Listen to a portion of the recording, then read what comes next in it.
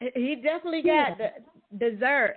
I was like, that's the fastest sit on the couch where your fingers go, where your fingers see I ever see in a book.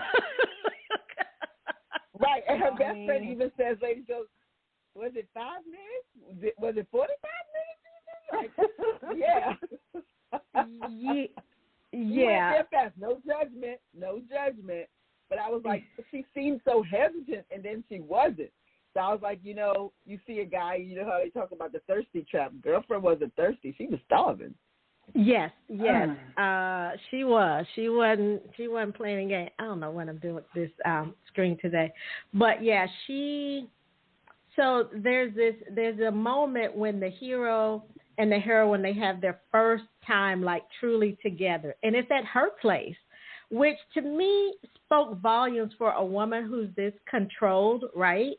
Like you meet this man on the trail, hiking, and you invite him to your place, which I and maybe it's because of my own, I don't know, like my own set of principles. I'm like, I don't know if I want you in my place if I just met you. So right then it told me something about how Jasmine like felt about him, even if she wasn't saying it. Having him there at her place. And we see that go a step further in the book as well. So I'm going to turn it over. Who wants to go first? Michelle, what's your question? Throw it out there. Hit us with it, because I know you have thoughts. So, in general, or like as in whole book questions, I'm wondering what you guys thought about the fact that he's such a free spirit that, he doesn't believe in having like a job that holds him down. He wants to he's lived everywhere. He's experienced everything. And I was curious because I kept having that moment in the book where I'm like, are these people truly a match? Because if there's anything that ties you somewhere, it is a business that you own.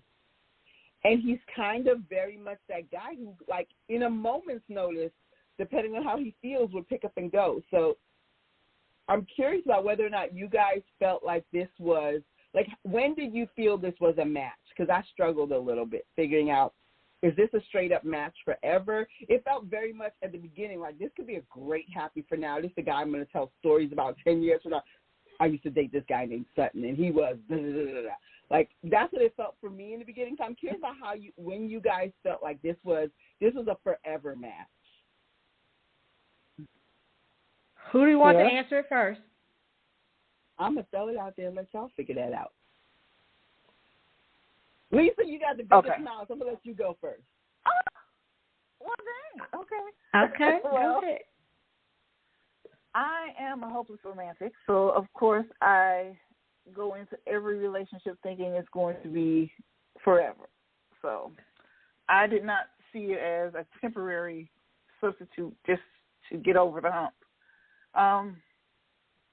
I think the opposites attract, so I saw that his free spirit was something that she needed, and I saw that he needed some of her structure because he was way too free in his life. Especially when you go on the first date and you show up an hour late because you were talking to some old couple that you just met. What? No, you wouldn't have gotten in my door, first of all, after the hour I waited for you. But, she let him in and, he comes in. And to go back to what you were talking about earlier when you said she was a chef and you expected her to cook, her ankle was messed up, so she couldn't stand up and cook. So that's typically why she didn't cook. Because if you remember later on when he was supposed to cook for her, she was panicking and she was like, I don't know where you been. I don't know how you wash your hands and all of that. So yeah, I'm not into that. So yeah, I thought they were so cute. The opposites of their personalities were cute, and they needed each other for that. Yes, yes. And for me, I could see that they would complement one another from the beginning. Now, I must admit, when Yasmine asked Sutton what he did for a living, and this man talking about he bagging groceries, like her. I was like, what the hell? Like, like, oh my goodness. Okay. I was thinking to myself, and I know it's wrong, but I was thinking, what's she gonna do with him? But I was glad to see that the author kind of spun this trope on its head, because guess what? If the woman was the character who worked in the grocery store, women wouldn't think twice about that. Mm-hmm. But because he's a man, we associate him with certain professions and or with a profession. Let me just say that, because Sutton, he worked where he want to work and how he want to work. But we associate men with certain professions, and so I was glad to see that the author kind of spun that on its head and had this woman who, this internationally known, and I'm known to rock the microphone kind of woman, that represents her. I know, I'm like old school rap today, right? And but she is the one that's holding down the traditional role, and he's kind of non-traditional, but they make it work. So this author did a lot of different things with this book. About her not giving him the right attention. Yeah. Say more, Michelle. Go on. Well, no. At one point, we have this sense of him feeling like she is neglecting him and ignoring him, and it's a total spin on that situation where usually we get this woman who's like, I want more of your attention. You can't work all the time. You can't just come home and work all the time. Where's the time for me? And it's, in one way, it kind of makes you think a lot about, okay, this is totally not it, but one of those billionaire romances where he kind of like chucks work to like be with her. You've got the power in your relationship. And there's that sense where, she does not do that. She is focused on this business. She is focused on her work. And he ends up begging for her time, which we're not used to seeing in any relationship. A lot of times in books, we're not used to seeing the heroine or the hero have to beg for the other person's time. So that was an interesting play on the usual trope. So this is what I'll say about how Xavier crafted these characters.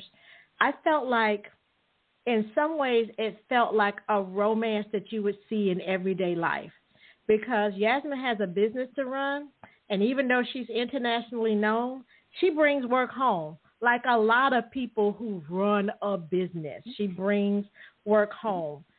You have one partner who has a more fluid career, like Sutton, and there's parts of what she has to sacrifice that he doesn't understand at first. Like, he has to see it, to live with it, to really understand what it takes to run a business like this, because he doesn't make that type of commitment to a career. So I appreciated the realism of it.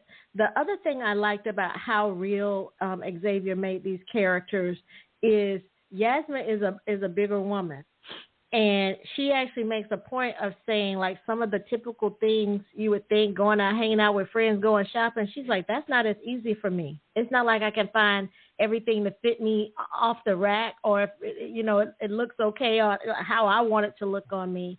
And so she's like, that's not always fun for me. Like, that's work, and I kind of appreciate the author bringing some, like, just real life scenarios to the story.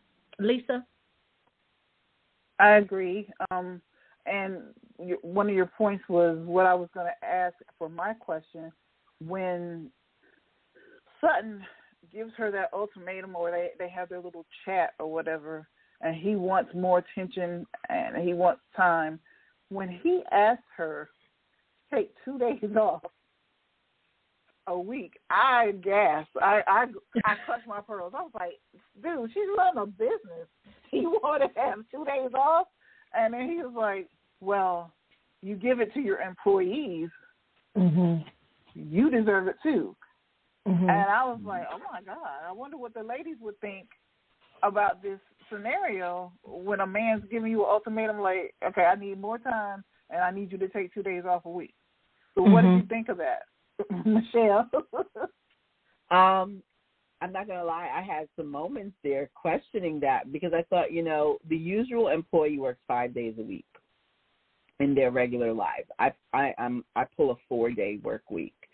But I can fill those 3 days that I'm off with work that's not the office work. But I don't run a personal business. And, we know the deal where if you run a personal business, especially if it's a high energy, high influence business, that you're working all the time.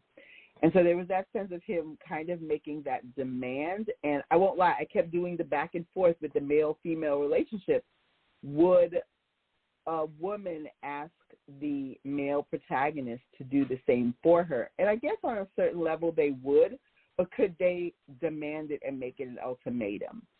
And I didn't think that would happen. So I think there are certain points in this story where we do kind of give in to the fact that there's certain things that are expected from a high-powered business woman that we don't demand of the high-powered businessman. Like we often see that the heroine is usually required to make peace with the fact that our hero is high level and that people need his attention. And when he chooses to give all of that attention to her, it's very personal. I thought it was interesting that we went the route of him actually having to demand it and then her saying, okay, I guess I could do this.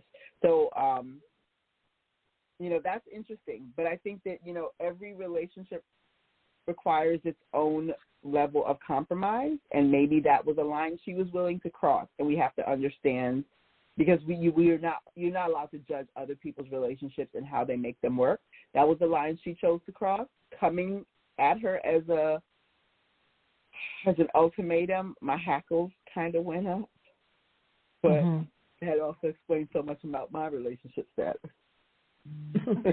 So, I thought that at first I was troubled on both counts, right? Because I felt like, Sutton, you bagging groceries, and that okay, what it takes to make this business work is not what it takes to make your business work, right? And so sometimes I had to put in, time away from the office. But at the same time, being a woman who owns a small business myself, I understand the need for balance. And Yasmine did not have a lot of balance in her life. There's even one of the things that I noticed that she didn't talk about, Yasmine, earlier in the book at the end, is some of the things she's considering doing now that she has more balance in her life. Like she's actually talking about, like her fitness and maybe working on some of these things that bother her physically that, now she can make time for. When you're working 24/7, look, you're trying to eat when you can eat, sleep when you can sleep, walk or get your fitness in when you can. And so by him her, demanding really that she make room in her life for something other than work and binge watching television, I think it forces her to consider other things that are also important to her. It's just she hadn't made room for them, and she didn't see a need to in the past because, let's face it, when you're single, you don't have someone examining your life through a different lens. But when someone comes into your life, say again? I said, unless you're friends with Sierra London. Yes, that is true. That is true. Okay. Hike, baby. Caught that.